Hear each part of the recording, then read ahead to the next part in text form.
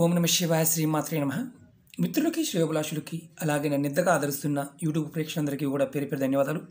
మిత్రులారా, మీ అందరికీ కూడా ఆ పరాదేవత ఎల్లవెల్లలా మీతో ఉండి మీ మనోవాంఛ నెరవేర్చాలని మనస్ఫూర్తిగా కోరుకుంటున్నాను. ఈరోజు మనం ఒక అద్భుతమైన తేలికైన ఉపాయం తెలుసుకుందాం. ఈ ఉపాయం చేయటం వల్ల కలిగే లాభాలు ముందు తెలియజేస్తాను. ఈ ఉపాయం చేయటం వల్ల మీకు ధనం లభిస్తుంది, అలాగే సమాజంలో గౌరవ మర్యాదలు లభిస్తాయి, అలాగే శత్రువుల నుండి రక్షణ లభిస్తుంది. మీ ప్రతి కోరిక, మీ మనసులో ఉన్న ప్రతి కోరిక నెరవేరడానికి మార్గాలు తెలుస్తాయి.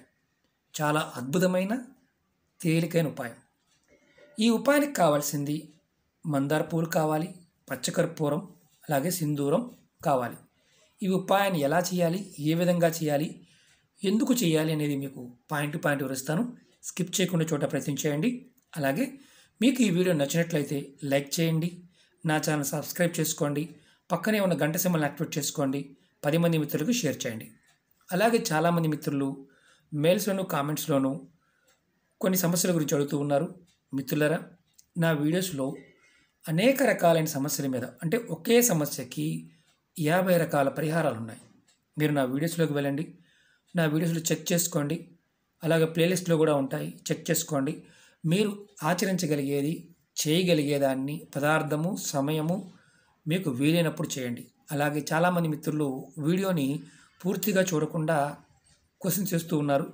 మీరు పూర్తిగా వీడియో చూస్తే మీరు క్వశ్చన్స్ వేసే అవకాశం కూడా ఉండదు. సమస్యల గురించి కూడా చాలామంది అడుగుతూ ఉన్నారు. మీరు వీడియోస్లోకి వెళ్ళండి, ఛానల్ వీడియోస్లోకి వెళ్ళండి. మీరు ఛానల్ సబ్స్క్రైబ్ చేసుకున్న తర్వాత గంట సింబల్ ఉంటుంది పక్కన, దాన్ని యాక్టివేట్ చేసుకోండి. యాక్టివేట్ చేసుకుంటే నేను చేసే ప్రతి వీడియో, నేను షేర్ చేసే ప్రతి వీడియో కూడా మీకు నోటిఫికేషన్లో వస్తుంది. అలా వచ్చినప్పుడు ఏంటంటే మీకున్న సమస్యల్ని మీరు పరిష్కరించుకోవడానికి మార్గాలు వీడియో ద్వారా తెలుస్తాయి.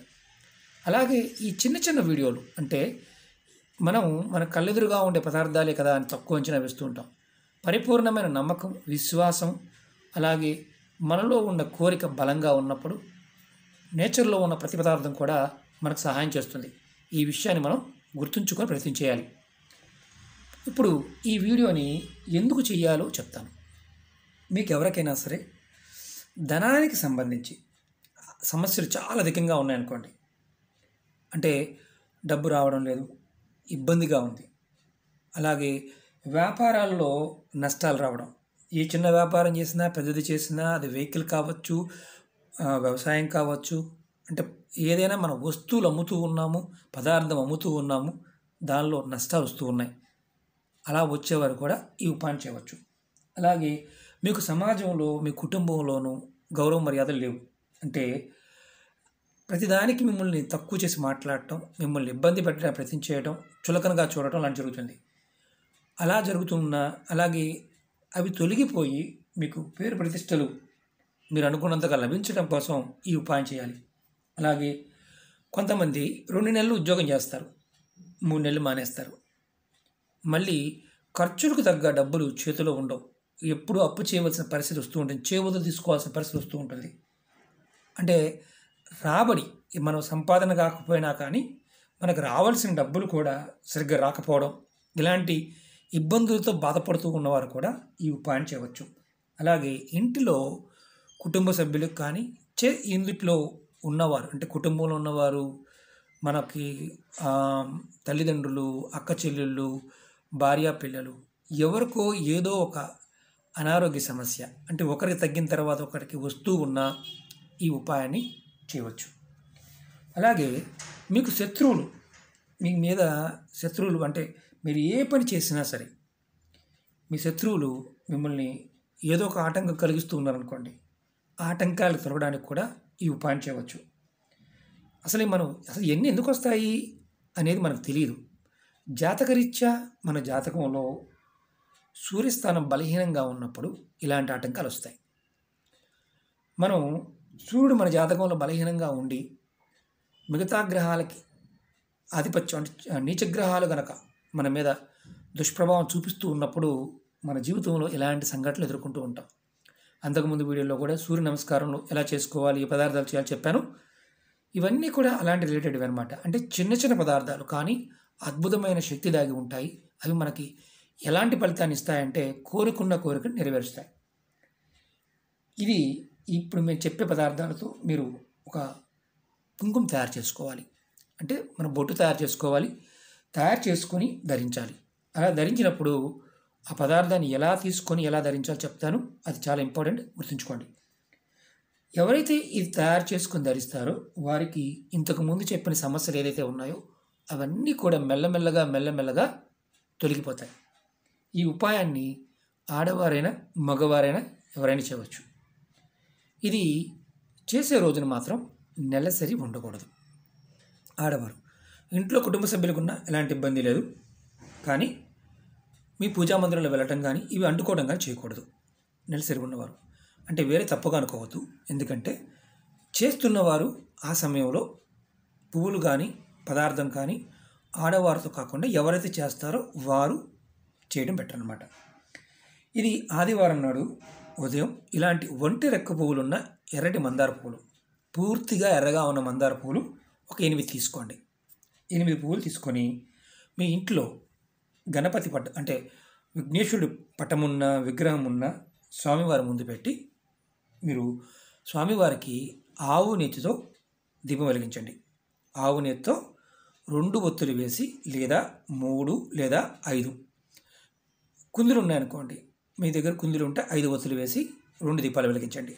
మట్టి ప్రమిదలు అనుకోండి, 2 ఒత్తులు వేసి అంటే 2 దీపాలు వెలిగించండి. లేదంటే 3 ఒత్తులు వేసి 2 దీపాలు వెలిగించండి. ఏదైనా సరే 2 ఒత్తులు పైన వేయాలి, కానీ తక్కువ మాత్రం వేయవద్దు.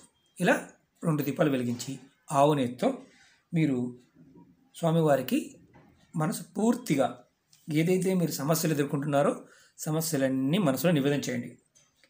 తర్వాత 2వ రోజు అంటే ఆదివారం నాడు మనం పూజ చేశాము. ఆ పూజలో మనం కాస్త పచ్చకర్పూరాన్ని తీసుకోవాలి, అది పక్కన పెట్టండి. అలాగే సింధూరం అంటే హనుమంతుడికి వేసే సింధూరం ఉంటుంది కదా, ఆ సింధూరాన్ని ముందు తెచ్చుకోండి. ఈ పువ్వులతో పాటు స్వామివారికి పక్కన పెట్టండి. ఇలా పచ్చకర్పూరం పైన మూత పెట్టి ఉంచండి. ఎందుకంటే అంటే మామూలుగా ఇది గాలి తగిలే కొద్దికి ఆవిరైపోతుంది, కాబట్టి మూత పెట్టి ఉంచుకోండి. 2వ రోజు సోమవారం ఉదయం మీరు స్నానం చేసి స్వామివారికి మళ్ళీ దీపారాధన చేసి ఈ పాత పువ్వులు ఏదైతే ఉన్నాయో 8 పువ్వులు మీరు చక్కగా తీసి ఎండబెట్టండి. వీటిని పారేయవద్దు. చక్కగా ఈ పువ్వుల్ని ఎండబెట్టండి. ఉదయం 6 నుంచి మధ్యాహ్నం 12 గంటల లోపు ఈ పువ్వులు ఎండలో పెట్టండి. ఒకవేళ మాకు ఎండ రాలేదండి, పరిస్థితి ఏంటి? ఎండ రాకపోతే మంగళవారం నాడు ఉదయం 6 నుంచి 2వ రోజు అంటే సోమవారం కుదరలేదు, మంగళవారం నాడు ఉదయం 6 నుంచి మధ్యాహ్నం 12 లోపు ఎండలో పెట్టండి. సూర్యుడికి తగలాలన్నమాట. ఈ పెట్టిన ఆ తర్వాత మీరు ఈ పువ్వులు అలాగే పచ్చకర్పూరము సరిపడినంత మీకు ఎంత కావాలన్నంత సింధూరాన్ని తీసుకొని ఈ 3 కలిపి చక్కగా మీరు నూరుకోండి. అంటే మీకు చిన్న కలం ఉంటుంది కదా, కలంలో కానీ చిన్నవి మీకు ఏదైనా సరే ఇత్తడిది కానీ వెండిది కానీ కాపర్ కానీ గ్లాస్ కానీ ప్లేట్ కానీ ఉన్న దాంట్లో వేసి వీటిని చక్కగా నూరండి. ఎందుకంటే పువ్వులు మెత్తగా నలిగిపోతాయి, ఇది కూడా మెత్తగా నలిగిపోతుంది. మీకు ఎలాగో ఆల్రెడీ పౌడర్గా ఉంటుంది కాబట్టి ఇబ్బంది ఉండదు. ఇవి మొత్తం చక్కగా 8 పువ్వులు కూడా అలాగే సింధూరము అలాగే పచ్చకర్పూరం 3 కలిపి చక్కగా నలిపి వీటిని పౌడర్ని చేసుకోండి. ఇది కొంచెం పచ్చిగా ఉన్నప్పుడు ఏంటంటే మెత్తగా ఉంటుంది, తెగుడుగా అవుతుంది.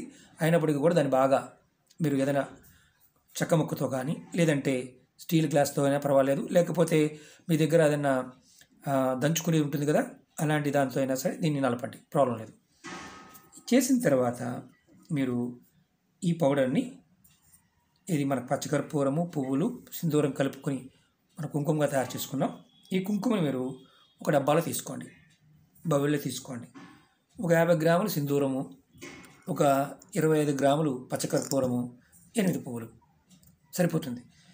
చక్కగా మీరు ఇది తయారు చేసుకున్న తర్వాత ఈ కుంకుమని మళ్ళీ మీరు విఘ్నేశ్వరుడు ముందు పెట్టి 2 సాంబ్రాణి పుల్ల ధూపం చూపించి మీ మనసులో ఇంతకుముందు కోరికలు ఏదైతే ఉన్నాయో అన్నీ చెప్పుకొని ఆ డబ్బా మీద చక్కగా మూత పెట్టుకొని ప్రతిరోజు మీరు మీ కుటుంబ సభ్యులు అందరూ కూడా ఎవరైనా ఒకరు చేసి అందరూ కూడా ఇది ఎవరికి వారు కుటుంబంలో చేసుకోవాలి. అంతేగాని మీరు తయారు చేసి ఒకరికి ఇవ్వకూడదు. కుటుంబంలో వారు ఒకరు తయారు చేస్తే అందరూ వాడుకోవచ్చు. అంతేకాని ఈ కుటుంబంలో తయారు చేసి స్నేహితులకు ఇవ్వకూడదు, అలాగే వేరే వాళ్ళకి అమ్మకూడదు, వేరే వాళ్ళ దగ్గర తీసుకోకూడదు. కుటుంబ సభ్యులు మాత్రమే, అంటే అమ్మ, నాన్న, భార్య, భర్త, పిల్లలు, మీ ఇంట్లో ఉన్నవారు మాత్రమే ఈ తిలకాన్ని, ఈ కుంకుమను ధరించాలి. ఇలా మీరు ప్రతిరోజు స్నానం చేసిన తర్వాత ఉదయము, సాయంత్రం మీ బొట్టుగా పెట్టుకోవాలి. ఎక్కడ? కనుబొమ్మల మధ్యలో. ఆగ్నేయచక్రం ఎక్కడ ఉంటుంది? మనం ఎక్కడైతే బొట్టు పెట్టుకుంటామో అక్కడ ప్రతిరోజు ఉదయము, సాయంత్రం పెట్టుకోవచ్చు. మేము ఇంట్లోనే ఉంటామండి, ఎక్కడికి వెళ్ళము అనేవారు కూడా ఈ బొట్టుని చక్కగా ప్రతిరోజు స్నానం చేసిన తర్వాత పెట్టుకోండి. ఈ బొట్టు పెట్టుకొని వేరే బొట్టు కూడా పెట్టుకోవచ్చు. ఈ బొట్టు మీద పెట్టుకోవచ్చు, ఈ బొట్టులో కలిపి పెట్టుకోకూడదు. అంటే మళ్ళీ ఈ బొట్టులో కలిపి వేరే బొట్టు కలిపి పెట్టకూడదు. ఈ బొట్టు మీరు పెట్టుకొని దాని మీద మీరు వేరే బొట్టు పెట్టుకునే అలవాటు ఉంటే పెట్టుకోవచ్చు. కొంచెమైనా సరే మీ ఆజ్ఞాచక్రం ఎక్కడైతే ఉంటుందో అక్కడ ఈ బొట్టు పెట్టుకోండి. ఇలా మీరు ప్రతిరోజు చేస్తూ ఉంటే మీకు మీ ఇంట్లో ఉన్నవారికి ఈ తిలకం ధరించడం వల్ల సూర్యగ్రహ బలం పెరుగుతుంది. దానివల్ల మీలో మనోధైర్యం పెరుగుతుంది. సమాజంలో గౌరవ మర్యాదలు, పేరు ప్రతిష్టలు ఆటోమేటిక్గా లభిస్తాయి. ఎవరైతే ఉద్యోగ సంబంధిత విషయాల్లో ఇబ్బంది పడుతున్నారో వారి సమస్యలు తొలగుతాయి.